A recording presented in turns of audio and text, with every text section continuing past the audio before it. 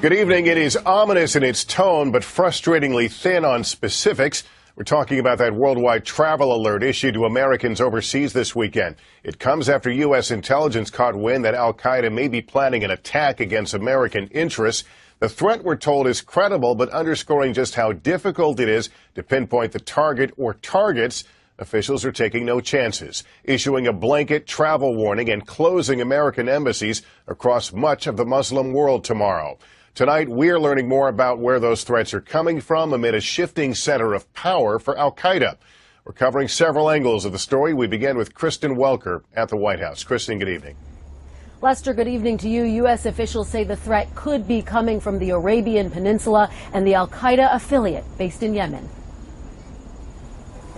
In one of the most serious terror warnings in years, the State Department has alerted Americans overseas that al-Qaeda could be plotting an attack, and they have their eyes trained on the Arabian Peninsula. The warning covers travel for Americans worldwide, cautioning them to be vigilant at tourist sites and public transportation. In a statement, the State Department said terrorists may elect to use a variety of means and weapons and target both official and private interests. The warning will stay in effect through August. General Martin Dempsey, chairman of the Joint Chiefs of Staff, said the threat is specific and serious. It is an al-Qaeda, an affiliated threat, yeah. So it is of the al-Qaeda branch. The intent is to attack Western, not just U.S. interest. And in another rare move, the State Department has ordered the temporary closure of 22 embassies, mostly in the Middle East and North Africa, and including the major diplomatic posts in Cairo and Kabul, where NBC's Atia Abawi filed this report. The last time there was a complex attack on the U.S. embassy here, it was September 2011. Insurgents were holed up in the building behind me, firing on to the embassy compound. They're not taking any chances. The embassy will be closed tomorrow, meaning virtually no one will be allowed on or off embassy grounds.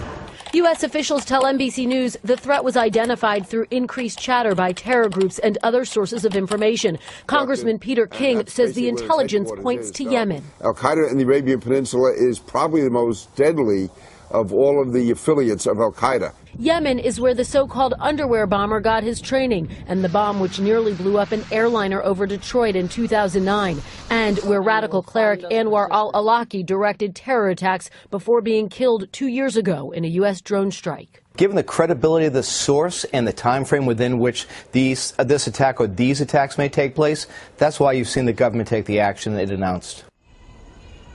Britain, France, and Germany are also temporarily closing their embassies in Yemen. Now, this comes as Interpol has issued a global alert asking countries to help them track down terrorism suspects who've escaped over the past month in prison breaks in the Middle East. At this point in time, though, it is not clear whether there is a connection between all of these alerts. President Obama continues to get updated regularly. Lester. Kristen Welker at the White House.